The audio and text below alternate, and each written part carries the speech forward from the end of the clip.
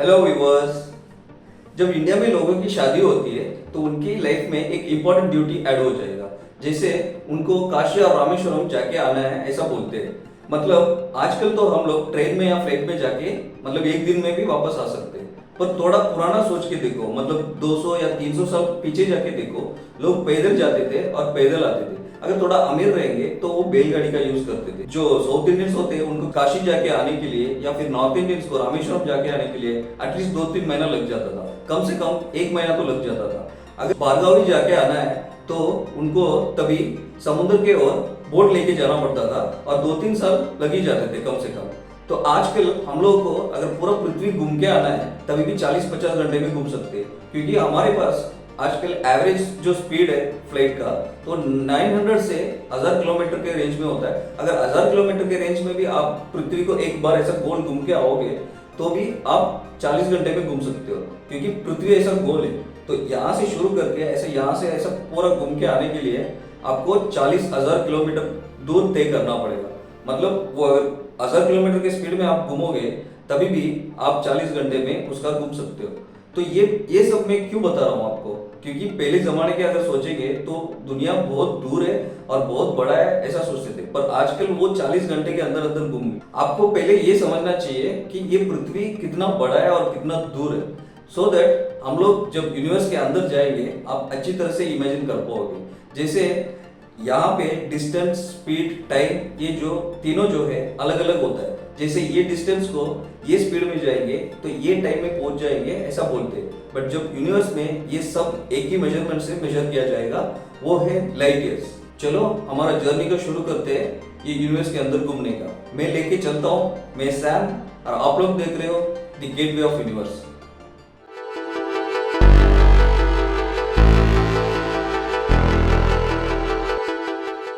हमारा पृथ्वी में average passenger flight का जो स्पीड है 1000 किलोमीटर पर आवर। अगर इससे स्पीड देखेंगे तो MiG-25 जो फाइटर जेट है, एयरक्राफ्ट बोलते हैं, तो ये एयरक्राफ्ट जो है 3500 किलोमीटर पर आवर की स्पीड में जा सकता है। और आजकल के मॉडर्न राइफल का जो बुलेट जो है वो 1200 मीटर पर सेकेंड, एक सेकेंड में 1 किलोमीटर से भी दूर।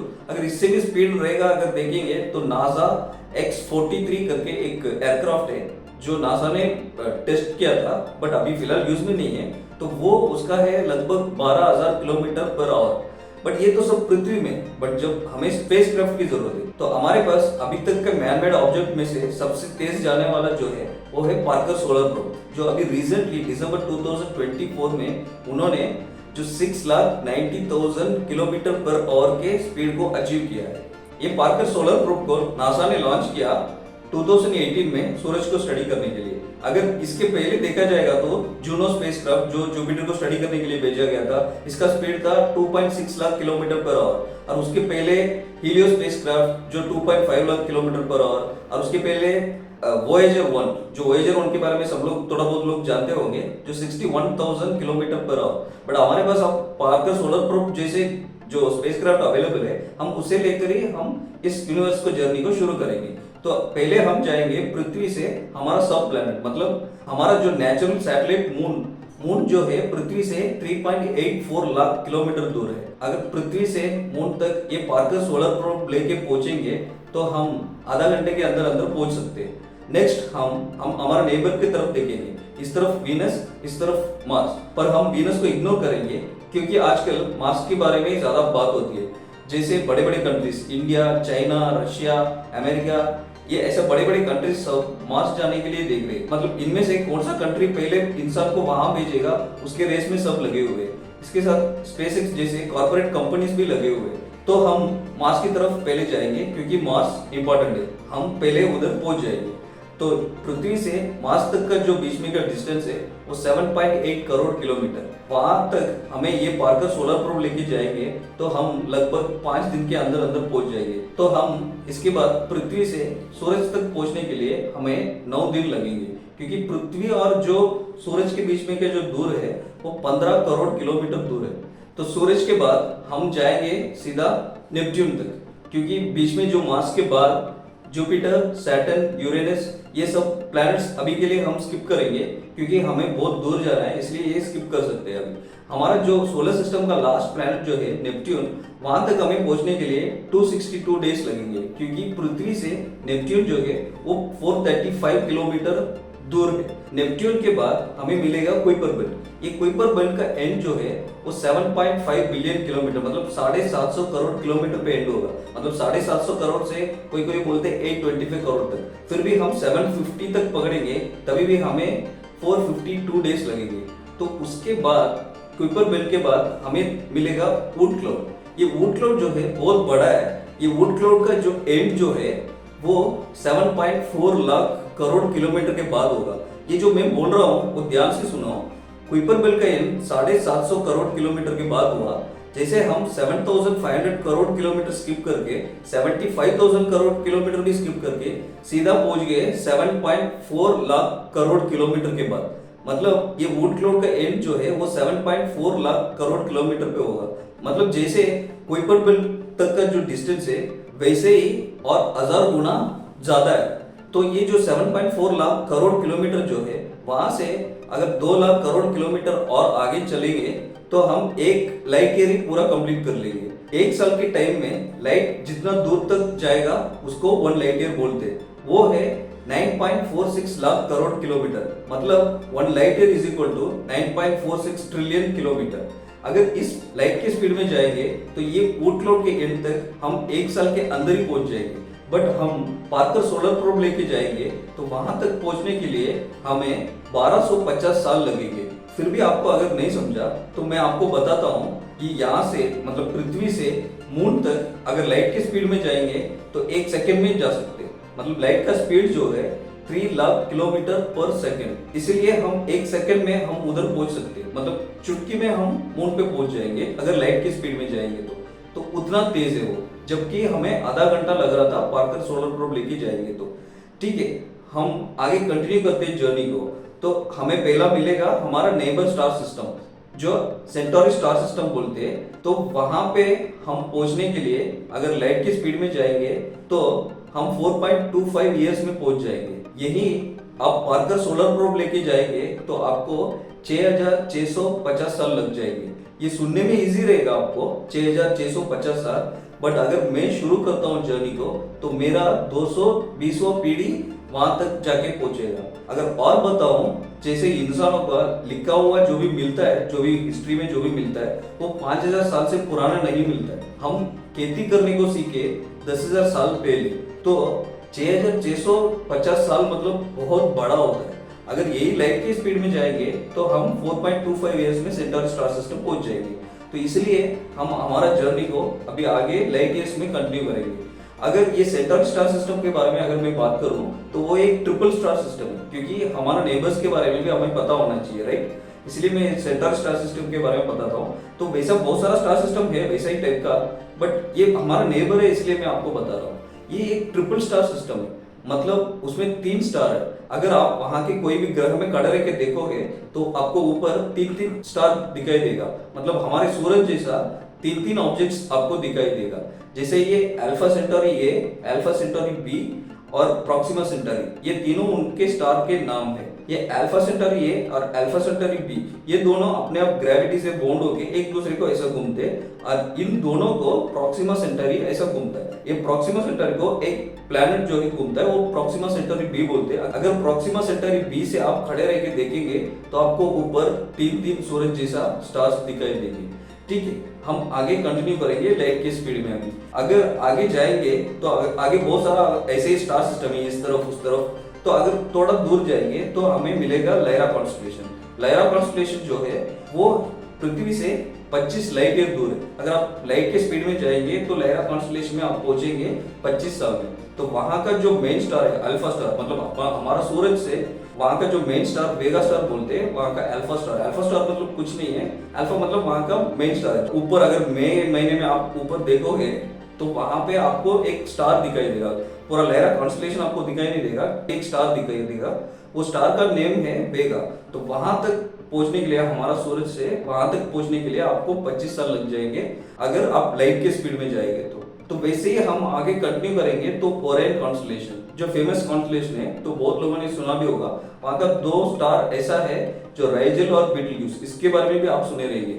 यहाँ पे हम बीटलगुज तक पहुंचने के लिए 724 ईयर्स लग जाएंगे अगर लाइट की स्पीड में जाएंगे तो। अगर वैसे ही राइजल तक पहुंचने के लिए हमें 870 ईयर्स लगेंगे। तो हम हमारा जर्नी को अगर आगे कंटिन्यू करेंगे तो हम सेंटर की तरफ जाएंगे। मतलब हमारा जो सोलर सिस्टम है, और वैसे सेंटर स्टार सिस्टम, ये लायरा कॉन्स्टलेशन और ये ओरियन कॉन्स्टलेशन, ऐसा बहुत सारा जो स्टार्स है वो सब रहते हैं मिल्की वे गैलेक्सी में। इस मिल्की वे गैलेक्सी में एक सेंटर रहता है, वो सेंटर में एक बड़ा ब्लैक होल रहता है। मतलब बड़ा मतलब उसको सुपर मैसिव ब्लैक होल बोलते हैं। उसका नाम है सैजिटेरियस ए स्टार। तो हमारा पृथ्वी से वहां तक पहुंचने के लिए हमें 26,000 ईयर्स लगेंगे अगर लाइट की स्पीड में जाएंगे तो। वैसे हम जहाँ पे रहते हैं इस मिल्की वे गैलेक्सी, इस मिल्की वे गैलेक्सी का अगर डायमीटर देखेंगे, मतलब इस तरफ से इस तरफ पूरा अगर मिल्की वे गैलेक्सी है तो इस एंड से इस एंड तक आपको मतलब पूरा ट्रैवल करने के लिए आपको 1 लाख लाइट ईयर लगेंगे। ये जो मिल्की वे गैलेक्सी है वो उतना बड़ा है, उसके अंदर कम से कम 100 बिलियन स्टार्स है, 10,000 करोड़ स्टार्स उसमें है। तो अगर हम मिल्की वे गैलेक्सी से अगर आगे जाएंगे तो हमें 25 लाख लाइट ईयर दूर में एंड्रोमेडा गैलेक्सी मिलेगा। हमारा मिल्की वे गैलेक्सी, एंड्रोमेडा गैलेक्सी और ये सब छोटे छोटे गैलेक्सी, ये सबको मिला के लोकल गैलेक्टिक ग्रुप बोलते हैं। एंड्रोमेडा गैलेक्सी जो है हमारा मिल्की वे गैलेक्सी से भी बड़ा है। उसका जो डायमीटर है 1.52 लाख लाइट ईयर। जैसे हमारा मिल्की वे गैलेक्सी के एक तरफ से दूसरी तरफ जाने के लिए 1 लाख लाइट ईयर लगते हैं, वैसे ही एंड्रोमेडा गैलेक्सी का एक तरफ से दूसरी तरफ तक जाने के लिए आपको 1.52 लाइट ईयर्स लगेंगे। हमारा जो मिल्की वे गैलेक्सी और एंड्रोमेडा गैलेक्सी के दोनों के बीच के डिस्टेंस 25 लाख लाइट ईयर्स, मतलब 2.5 मिलियन लाइट ईयर्स। और ये जो लोकल गैलेक्टिक ग्रुप है हमारा, इसका जो अगर डायमीटर देखा जाएंगे तो 1 करोड़ लाइट ईयर है। और ये जो हमारा लोकल गैलेक्टिक ग्रुप है वैसे ही और बहुत छोटा छोटा गैलेक्टिक ग्रुप बोलते हैं, छोटे छोटे क्लस्टर्स, ये सब मिला के एक बड़ा क्लस्टर बोलते हैं, उसको सुपर क्लस्टर।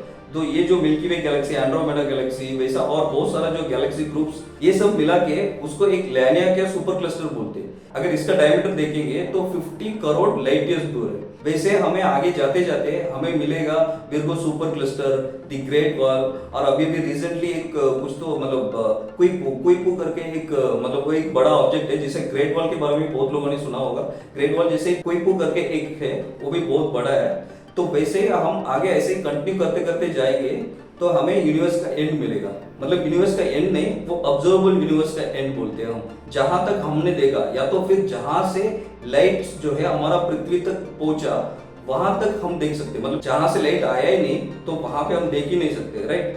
तो जहां तक हम देख सकते हैं उसको ऑब्जर्वेबल यूनिवर्स बोलते हैं। ये ऑब्जर्वेबल यूनिवर्स के बाद का यूनिवर्स क्या है, कैसा है, हमें पता नहीं, क्योंकि वहां का लाइट जो है हमारा पृथ्वी तक आया नहीं। अगर हम जहां तक देख सकते वो है 45 बिलियन लाइट ईयर दूर। मतलब इस तरफ 45 बिलियन लाइट ईयर दूर, इस तरफ 45 बिलियन लाइट ईयर दूर, 360 डिग्री कहीं पे भी मतलब देख सकते हो, वो है 45 बिलियन लाइट ईयर दूर। इसका मतलब ये है कि ऑब्जर्वेबल यूनिवर्स का जो डायमीटर 90 बिलियन लाइट ईयर दूर, मतलब ये ऑब्जर्वेबल यूनिवर्स का जो डायमीटर है वो है 9,000 करोड़ किलोमीटर लाइट ईयर। उसके आगे का यूनिवर्स हम देख नहीं पाएंगे। इसका मतलब ये नहीं है कि उसके आगे यूनिवर्स ही नहीं। इसका एक सिंपल एग्जांपल से आपको मैं बताता हूँ। अगर हमारा पृथ्वी में जो सबसे बड़ा बिल्डिंग है वो है बुर्ज खलीफा। अगर आप बुर्ज खलीफा के ऊपर खड़े रहेंगे, जितना दूर देख सकते हो उतना दूर देखो। आप कितना दूर देख पाओगे? मतलब 20 किलोमीटर, 20 किलोमीटर भी हम देख नहीं पाएंगे। फिर भी हम मानते हैं कि हम 40 किलोमीटर दूर देख लिया, फिर भी हम ये तो नहीं मानेंगे ना